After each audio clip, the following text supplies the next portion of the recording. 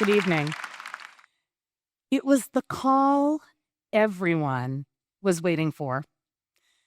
Throughout 2025, we've been told that the fate of our entire global economy rests on just two places, Silicon Valley and China. 15 days ago, a key Silicon Valley player, NVIDIA, seemed to reinforce this message. On the company's heavily anticipated quarterly earnings call, CEO Jensen Huang confidently boasted about off-the-charts revenue and full expansion mode.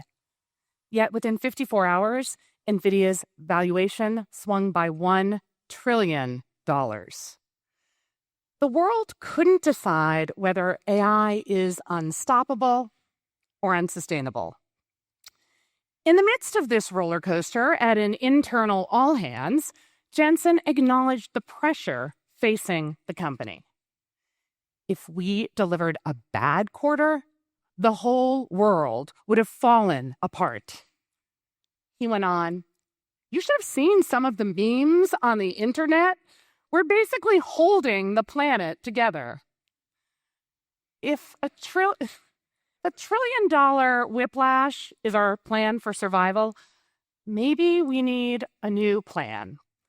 Maybe we need a map with more than 2 points. I say it's time we redraw the map.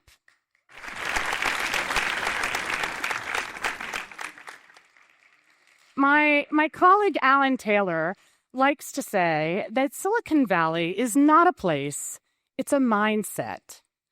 And that Silicon Valley mindset loves to remind us that it represents the center of the universe. In 2013, Endeavor brought 80 of our entrepreneurs from Latin America, the Middle East, and Africa to Silicon Valley. The highlight was meant to be a fireside chat with Ben Horowitz, co-founder of the venture capital firm Andreessen Horowitz. But when asked, what could founders in the room do to secure an investment with Andreessen Horowitz? Ben paused, confused, then said, "Nothing. I don't want to meet any of them now. If their companies ever get big enough, they'll move here to Silicon Valley, and then maybe we'll invest." Marcos Galperin from Mercado Libre, Latin America's first tech founder to IPO, was sitting next to me. Without a word, Marcos stood up and walked out. That silent act of protest captured exactly what I felt. Ben was wrong about the world of entrepreneurship. Talent lives everywhere. New ideas can grow anywhere. The future begins elsewhere. Elsewhere is how Endeavor describes the missing points on the map. Markets too often overlooked by capital, yet where ambitious founders solve real-world problems at scale. Elsewhere is a son of African citrus growers using satellites and drones to help local farmers predict harvests. Elsewhere is a Jordanian telehealth platform offering a 24/7 Arabic hotline and a chatbot named Sina to improve medical outcomes throughout the Middle East. Elsewhere is Coins.ph issuing stablecoins to enable the large Filipino diaspora to remit money faster, cheaper, and more safely back home. Elsewhere is Pashea rebuilding credit and trust for 8 million Venezuelans after hyperinflation.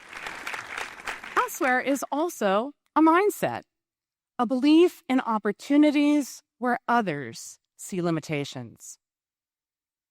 In September, at the Athens Innovation Summit, hosted by Endeavor Greece, on the slopes of the Acropolis, I interviewed the Greek Prime Minister along with Demis Hassabis, co-founder of DeepMind and a 2024 Nobel laureate in chemistry.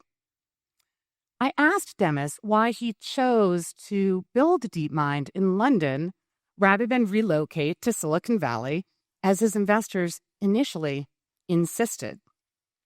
He said, AI will affect every corner of the world, every part of society. The world deserves a say in how these technologies develop, not just a small part of California or China.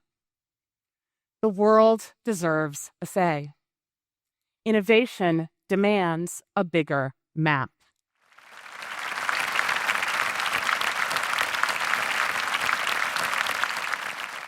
In October, the Royal Swedish Academy of Sciences awarded this year's Nobel Prize in Economics to 3 researchers for the theory of sustained growth through technological innovation and creative destruction.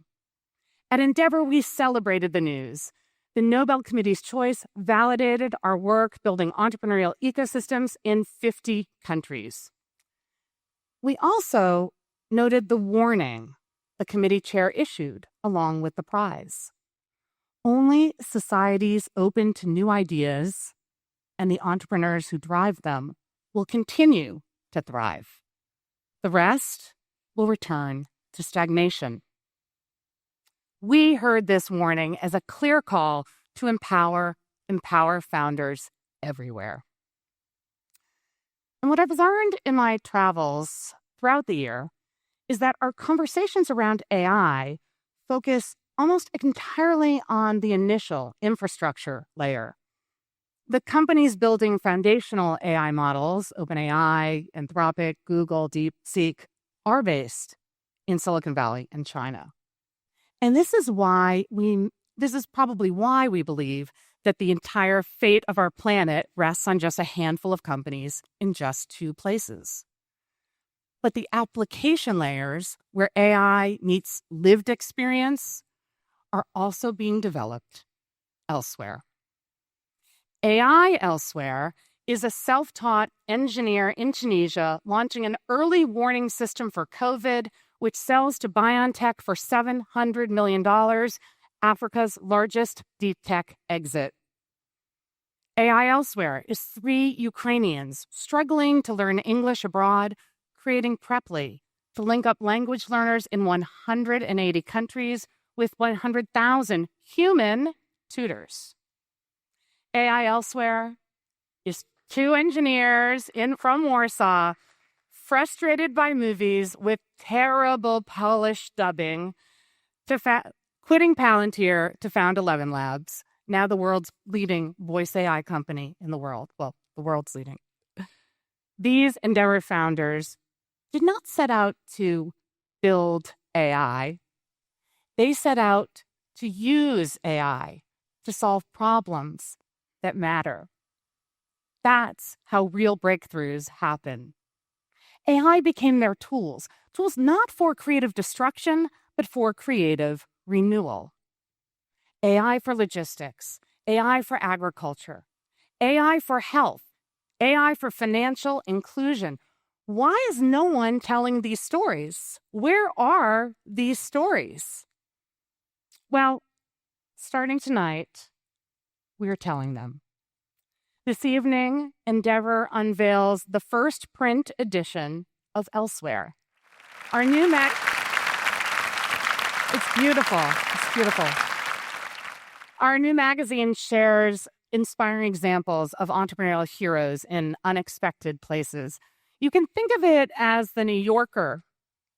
If New Yorkers believed that the world existed anywhere, north, south, east, or west of where we sit tonight. No one represents the potential and power of Elsewhere better than our 3,130 Endeavor entrepreneurs from more than 50 countries. Collectively,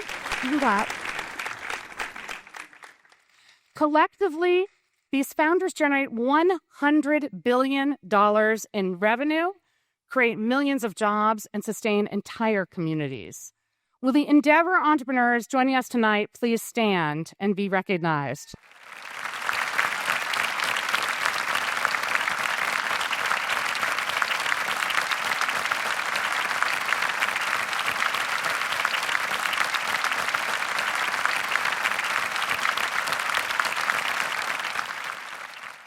When we launched Endeavor in 1997, 90% of global venture capital went to Silicon Valley. Today, 70% goes to Silicon Valley and China, while 30% goes elsewhere. Not parity, but progress. There's still work to do. 14 years ago, we created Endeavor Catalyst to help fill this funding gap. When we close Endeavor Catalyst 5 next year, we will have raised in total over $800 million to co-invest in our entrepreneurs. Now, as we chart Endeavor's Vision 2035 to double our footprint to 100 markets, I ask you to join us as ambassadors of Elsewhere. Together with top founders and Endeavor's unrivaled global network, we are remaking the map. Because the future isn't being built in two places. The future is being built everywhere. Thank you.